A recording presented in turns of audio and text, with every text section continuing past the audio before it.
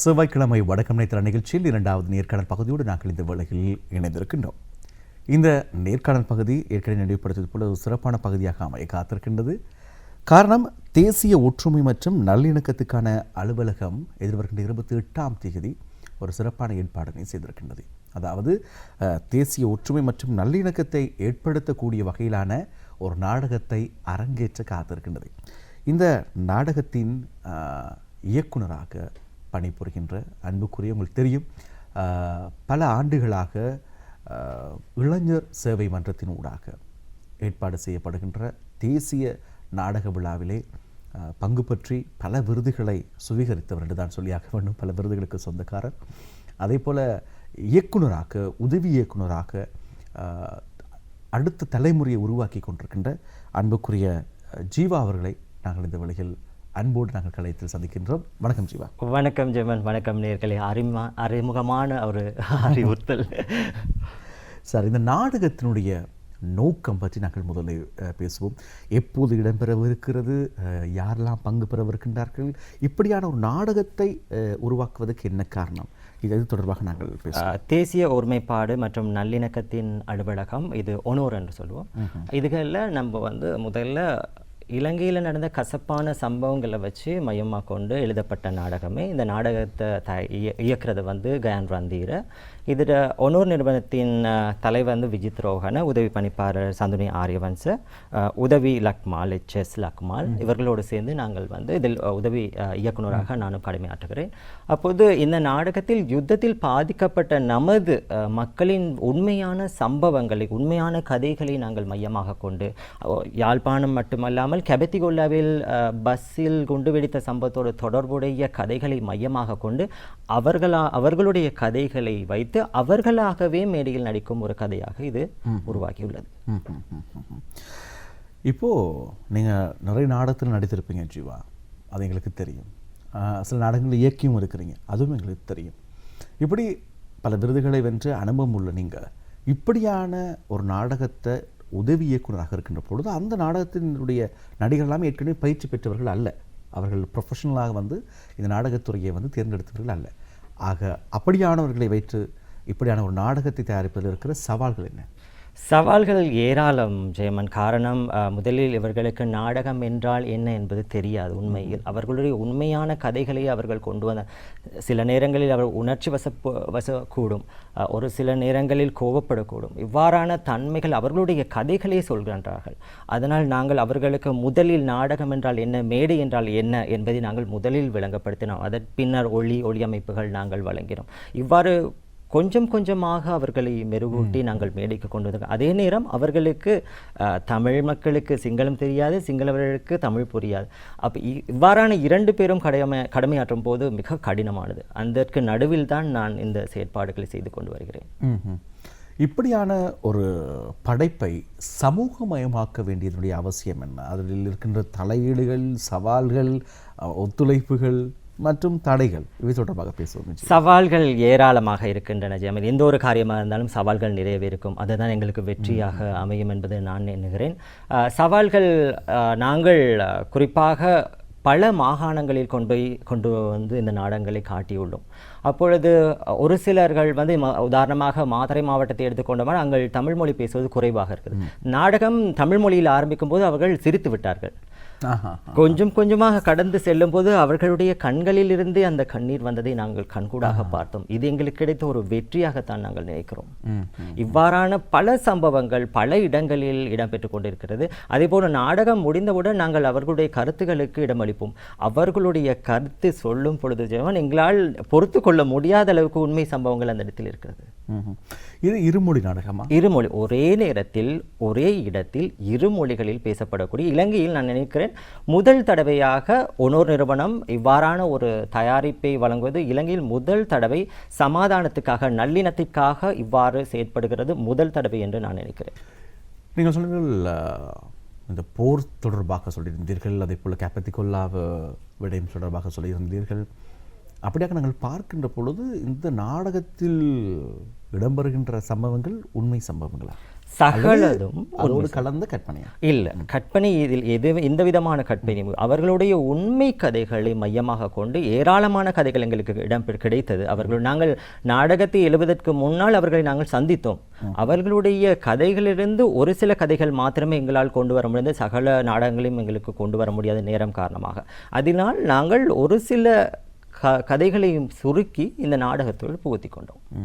அவ்வாறு இடம்பெற்றது தான் கெபத்திகொள்ளவையில் அந்த பஸ்ஸில் இடம்பெற்ற குண்டுவெடிப்பும், முல்லைத்தீவில் நந்திவாய்க்கால் நடந்த கடைசி யுத்தம் மாங்குளம் பகுதியில் நடந்த சம்பவங்களையும் நாங்கள் மையமாக கொண்டு எழுதியிருக்கிறோம்.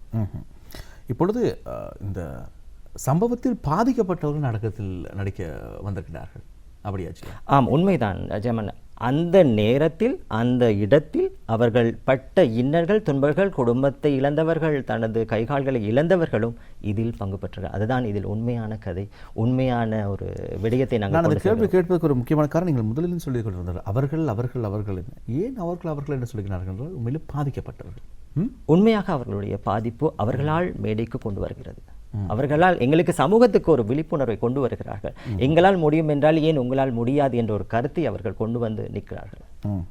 இப்படி பயிற்சி பெறாத சம்பவத்தில் உண்மையாக பாதிக்கப்பட்டவர்களை ஒரு நாடகத்தில் நடிக்க வைப்பதில் இருக்கின்ற சவால்கள் என்ன? சவால்கள் ஏராளம். குறைந்தபட்சம் மேடையில் நாங்கள் நடக்கும் பொழுது கூட ஜெயமன், ஒரு மேடைக்கென்று ஒரு ஒழுங்கு இருக்கிறது. அது எந்த விடையும் தெரியாத ஒரு நபரை நாங்கள் கொண்டு வந்து நடிக்க வைப்போம் என்பது ஒரு சொல்ல முடியாத ஒரு காரியம்தான். இருந்தாலும் நாங்கள் அந்த சவால்களை எதிர்கொண்டோம், எல்லாவற்றையும் சவால்களையும் எதிர்கொண்டோம். அவர்களுக்கு உடைகளாக இருக்கட்டும், உணவு பழக்கங்களாக இருக்கட்டும், அவர்களுடைய மேடையில் அவர்கள் நடிப்பு தன்மையாக இருக்கட்டும், குரல் வளமாக இருக்கட்டும், எல்லா விதத்திலும் நாங்கள் அவர்களுக்கு பயிற்சியை கொடுத்தோம். சுமார் 1 வருட காலமாக இதன் பின்னே நாங்கள் இருந்தோம். தற்பொழுது அது ஒரு நல்ல ஒரு கதையாக அமைந்திருக்கு. உண்மையான நடிகர் நடிகைகளை விட இவர்களுடைய நடிப்பு தற்பொழுது சொல்ல முடியாத அளவுக்கு இருக்கின்றது. அதாவது யதார்த்தமாக அவர்கள் வாழ்ந்திருக்கின்றார்கள் என்றே சொல்ல வேண்டும் இல்லையா? ஏற்கனவே சம்பவத்தோடு நேரடியாக தொடர்பு பட்டவர்கள், பாதிக்கப்பட்டவர்கள், அவர்கள் அந்த கதாபாத்திரத்தை வழங்குகின்ற பொழுது அது யதார்த்தமாக இருக்கும் இல்லையா? உதவி இயக்குனராக உங்களுடைய பணி எவ்வாறு அமைந்தது? உதவி இயக்குனராக என்ற பொழுது ஜெமன் கூடுதலாக இதில் 2 மொழி சார்ந்தவர்களும் இருக்கின்றார்கள். அதன் என்றபடியால் நான் அவர்களுக்கு தமிழில் சொல்வதை சிங்களத்தில் சொல்ல வேண்டும், சிங்களத்தில் சொல்வதை தமிழில் சொல்ல வேண்டும். அது கடினமான வேலை. ஒருவருக்கொருவர் கருத்துக்கள் இருக்கும், அவர்களை மாற்றி கொண்டு போய் சேர்ப்பது மிக கடினமான ஒரு விடயம். அதே போன்று அவர்களுடைய கதைகளை சரியான வடிவில் நான் கொண்டு வந்து சேர்க்க வேண்டும், மேடைக்கு கொண்டு வந்து சேர்க்க வேண்டும். எந்த ஒரு பிழைகள் இல்லாமல், எந்த இடத்தில் ஒரு தடைகள் இல்லாமல் ஒரு உண்மை கதைகளை நாங்கள் தேடி கொண்டு வந்து சேர்க்க வேண்டும். மிக ஒரு சவாலாகவே இருந்தது. இப்படியான ஒரு கதையை உருவாக்குவதற்கு என்ன காரணம்? எங்களில் இன்னும் சிலர், எல்லோரையும் சொல்ல முடியாது, சிலர் அந்த நெருப்புக்கு சாம்பலுக்குள் இருக்கும் நெருப்பை போன்று இருக்கின்றார்கள். காற்று வரும் பொழுது சில வேளை தூற்றிக்கொள்ளலாம் அல்லவா?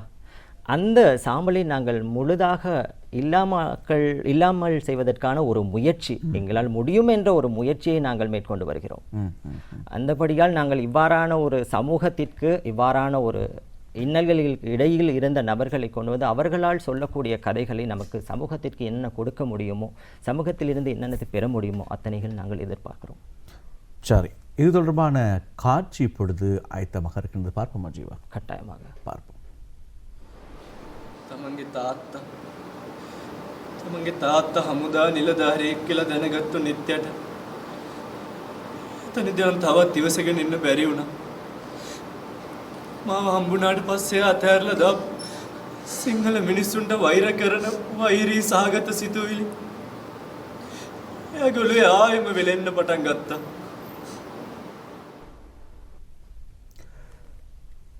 தேசிய ஒற்றுமை மற்றும் நல்லிணக்கத்துக்கான அலுவலகம் ஏற்பாடு செய்திருக்கின்ற ஒரு சிறப்பான நல்லிணக்கத்துக்கான நாடகம் 28ஆம் தேதி BMICH வளாகத்தில் இடம்பெற காத்திருக்கிறது. அந்த நாடகம் தொடர்பாக ஏற்கனவே பதிவு செய்த அந்த காணொலியை நீங்கள் இப்பொழுது திரையிலே பார்த்தீர்கள்.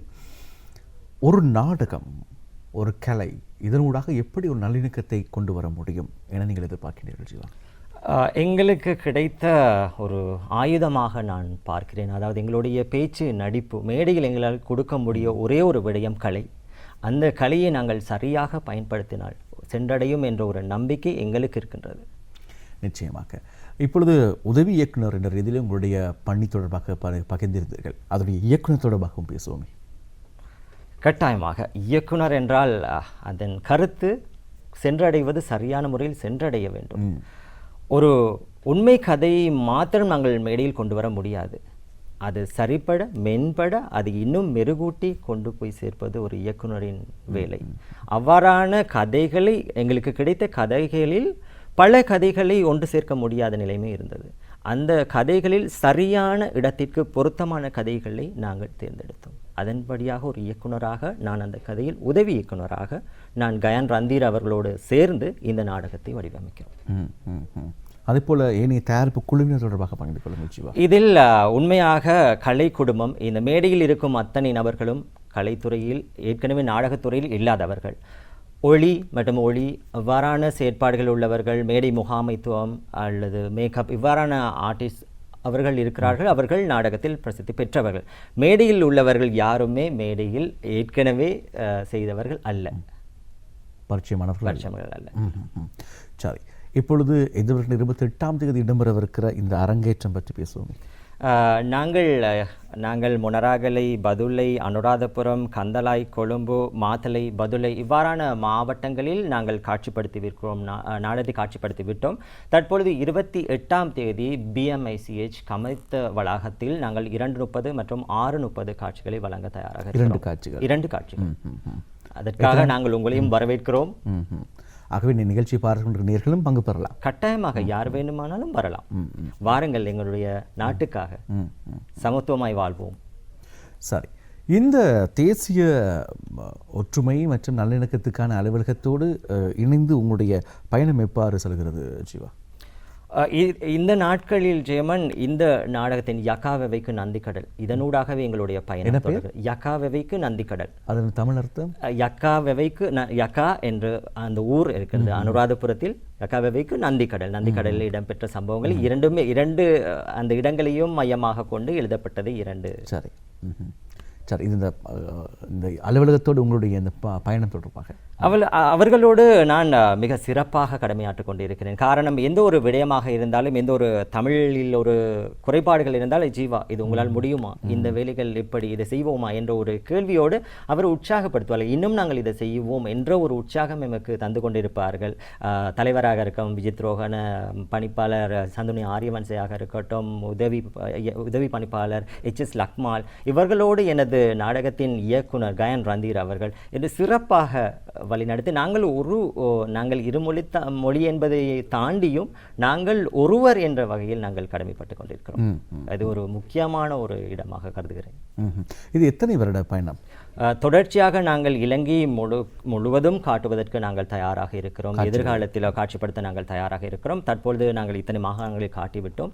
தொடர்ச்சியான மாவட்டங்களில் நாங்கள் காட்சிப்படுத்த தயாராக இருக்கிறோம். யாரெல்லாம் பொதுவாக இந்த நாடகத்தை பார்க்க அதிகமாக ஆர்வம் காட்டுகின்றார்கள்? அவருடைய வெளிப்பாடு எப்படி இருக்கின்றது? அவருடைய இந்த நாடகத்தின் பின்னதாக அவருடைய கருத்துக்களை வாராகின்றன. உண்மையாக ஜெயமன், நாங்கள் கந்தலாயில் காட்சிப்படுத்தினோம், மொனராகலையில் காட்சிப்படுத்தினோம். யுத்தத்தில் பாதிக்கப்பட்ட நபர்கள் வந்து அவர்களுடைய இன்னல்கள், அவள் பட்ட சவால்கள், அவர் தற்போது வாழ்ந்து கொண்டிருக்கும் விதங்களை சொல்லும் பொழுது எங்களாலும் தாங்க முடியாத அளவுக்கு வேதனைகளோடு அவர்கள் சுமந்துகள். இவ்வாறான ஒரு கதை அவர்களை இப்போ இருக்கும் அந்த பழைய அந்த கனவு, அந்த கரைகளை அகற்றுவதற்கு ஒரு சிறந்த இடமாக நினைக்கிறார்கள். அவர்களுடைய கருத்துக்கள் அவ்வாறு அமைந்திருந்தது. உதாரணமாக நாங்கள் எடுத்துக்கொண்டார், ஒரு படை வீரர் அவருடைய மகளை இந்த நாடகத்துக்கு அனுப்பியிருக்கிறார். கடைசி முள்ளிவாய்க்காலில் நடந்த அந்த யுத்தத்தின் போது அவர் படை வீரர், அவர் இயக்கிய அந்த வீரர் அதோடு முடிந்து தன்னுடைய மகளை சமூகத்திற்காக, இலங்கைக்காக ஒன்று சேர்வோம் என்ற ஒரு கருத்தோடு, இனியும் இது வேண்டாம் என்ற கருத்தோடு எமக்கு அனுப்பியிருக்கிறார். மொத்தமாக எத்தனை கலைஞர்கள் இதில் பங்கு பெறுகிறார்கள்? 30-35 பேர் இருக்கின்றார்கள். இத்தனை பேரையும் எப்படி தேர்ந்தெடுத்தீர்கள்? எப்படி அவர்கள் இணைப்பது அவ்வளவு இலகுவான ஒரு காரியம்? கடினமான ஒரு விடயம். இது தலைவர் விஜித் ரோஹன் அவர்கள் ஒன்னொரு நிறுவனத்தின் மூலமாக அவர் சென்று யக்காவெவை மற்றும் நந்திக்கடல் இடங்களில் அங்கு நடந்த சம்பவங்களை அடிப்படையாக கொண்டு அங்கு அவர் ஆய்வு செய்து அதிலிருந்து நபர்களை கொண்டு வந்தவர். சரி, இந்த நிகழ்ச்சியை அநேகர் பார்த்து கொண்டிருக்கின்றார்கள். ஏன் இந்த நாடகத்தை பார்க்க வர வேண்டும்? அதுக்கான பதிலை பகிர்ந்து. கட்டாயமாக எங்களால் ஒரு நோயை முழுமையாக குணப்படுத்த முடியாது. இருந்தாலும் ஒரு ஆறுதலாக இருக்கும். உங்கள் மனதுக்கு ஒரு ஆறுதலாக இருக்கும். சுபிட்சமான நாட்டுக்கு நாங்கள் ஒரு ஆறுதலாக இருப்போம். அதனால் தயவுசெய்து வாருங்கள், இந்த நாடகத்தை பாருங்கள். இதே நாடகத்தில் இந்த உள சிகிச்சை அரங்கு என்று சொல்வார்கள் தானே, அப்படியான ஒன்றா இது? அப்படியும் இருக்குது. இதில் நாங்கள் சொல்லும் தனிநபர் நடிப்பு என்றும் சொல்லுவோம். இவ்வாறான பல ஒத்திகைகள் இதில் அடங்குகின்றது. அவ்வாறாகத்தான் நாங்கள் ஒரு நாடகத்தை காட்சிப்படுத்தியிருக்கிறோம். சரி, அதே போல் இந்த நாடகத்தில் நடிப்பதற்கு ஆர்வம் உள்ள கலைஞர்கள் இருக்கின்றார்கள். ஆனால் எப்படி எங்கு சென்று இதில் நாங்கள் பங்கு பெறலாம், எப்படி நடிக்கலாம் என்கின்ற கேள்விக்கு சரியான பதில் தெரியாதவர் இருக்கின்றார்கள். ஆகவே இந்த துறையில் நீண்ட அனுபவம் கொண்ட என்ற ரீதியில் உங்களுடைய கருத்து? எங்களால்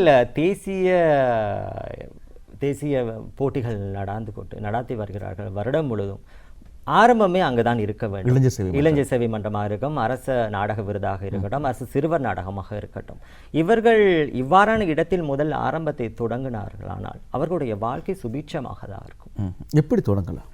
அவர்களுடைய பிரதேசத்தில், அவர்களுடைய செயலகத்தில் ஒவ்வொரு அமைப்பாளர் இருக்கின்றார்கள். அவர்களோடாக தொடர்பு கொள்ளலாம், அல்லது தற்போது மின்னஞ்சல் மூலமாக அவ்வாறாக நிறைய வழிகள் இருக்கின்றன. இல்லை, இது பொதுவாக நாங்கள் பார்க்கின்ற பொழுது ஜீவா, தமிழ் மக்கள் வாழுகின்ற பிரதேசத்தில் இப்படியான விடயங்கள் மிக குறைவாகவே இருக்கின்றன. ஆகவே எப்படி இவற்றை நாங்கள் நிவர்த்தி செய்யலாம்? ஜெயமன், ஒரு நபர் ஒரு இடத்துக்கு சென்றோமானால் இன்னொருவரையும் கூட்டிக் கொண்டு வர வேண்டும் என்ற எண்ணம் எல்லோரிடம் வர வேண்டும். அவ்வாறான எண்ணம் வரும்போது இவ்வாறான ஒரு கேள்விக்கு இடம் இருக்காது என்பது என்னுடைய கருத்து. நான் ஒரு இடத்துக்கு வந்துவிட்டேன் என்றால் என் பின்னாடி இருக்கும் ஒரு சமுதாயத்தை நான் பார்க்க வேண்டும், அவர்களுக்கு அறிவுறுத்தல்கள் கொடுக்க வேண்டும். அப்படி இருந்தால் மாத்திரமே நமது வாழ்க்கை, நமது இந்த கலை பயணம் தொடரும் என்பது என்னுடைய கருத்து. அந்த பிரச்சனை தான் நம்முடைய சமூகத்தில் தொடர்ச்சியாக இருக்கிறதே. சரி, அது ஒரு புறம் இருக்கட்டும். இருந்தாலும் நாங்கள் எப்படி பிரதேச செயலகத்தினூடாக எப்படி நாங்கள் இது தொடர்பான தகவலை பெறலாம்? அது தொடர்பாக பயன்படுத்தலாம். கலை கலாச்சாரம் தொடர்பாக அவர்கள் அதில் இருக்கின்றார்கள், மற்றது அதிகாரிகள் இருக்கின்றார்கள். அதே போல் தேசிய விளையாட்டுத்துறை மற்றும் கலைத்துறை, அதுக்கான யூத் ஆஃபீஸர் என்று சொல்லும், YSO என்று சொல்லும், அவர்களும் அதில் இருக்கின்றார்கள். இவர்களை தொடர்பு கொண்டோமானால் நாங்கள் நேரடியாக வரான போட்டிகள், தற்பொழுது தேசிய இளைஞர் சேவை மன்றமாக நாடகமோ மற்ற எல்லா விதமான போட்டிகளும் நடத்துவதற்கு தயாராக இருக்கின்றார்கள். அவ்வாறாக அவர்கள் பங்கு பெற்றலாம். நிச்சயமாக. ஆகவே நீங்களும் ஆர்வத்தோடு இவற்றில் பங்கு பெற வேண்டும் என்பதே எங்களுடைய எதிர்பார்ப்பு. சரி, நிகழ்ச்சியின் இறுதி பகுதிக்குள்ளே வந்துவிட்டோம். நிகழ்ச்சி பார்த்து கொண்டிருக்கின்ற நேயர்களுக்கு நீங்கள் சொல்ல விரும்புகிற விடயத்தை? උන්මයාක ජාතික ප්‍රතිසන්ධාවන කාර්යාලය ඔනුවර් මගින් මේ පවත්වන ලබන 28 වෙනිදා BMCH කමිටු පරිසරයේදී 2:30 අයයිතිය අපේ නාට්‍ය එළි දක්වන්න අපි ලෑස්ති වෙලා ඉන්නවා. ඒ නිසා ඔයගොල්ලන් සියලුම දෙනාට අපි ආරාධනා කරනවා. அதே போன்று தேசிய நல்லிணக்கம் மற்றும் ஒற்றுமைகளின் அலுவலகம் யகாவவிக்கு நந்திக்கடல் நாடகம் வரும் 28ஆம் தேதி BMICH கமத்த வளாகத்தில் 2:30 மற்றும் 6:30 காட்சிகள் நாங்கள் உங்களுக்காக காட்சிப்படுத்த தயாராக இருக்கிறோம். எனவே வாருங்கள், சுபிட்சமான நாட்டுக்கு வாருங்கள், வந்து கைகோர்ப்போம். நன்றி ஜீவா. நன்றி ஜெர்மன். ஆகவே நீங்களும் கண்டிப்பாக பங்கு பெற வேண்டும் என்பதே எங்களுடைய எதிர்பார்ப்பு. சிறு இடைவெளி எடுத்துக்கொண்டு 2வது பகுதியை தொடர்ந்து 3வது பகுதியை சரியாக 10 மணிக்கு நாங்கள் ஆரம்பிக்கலாம்.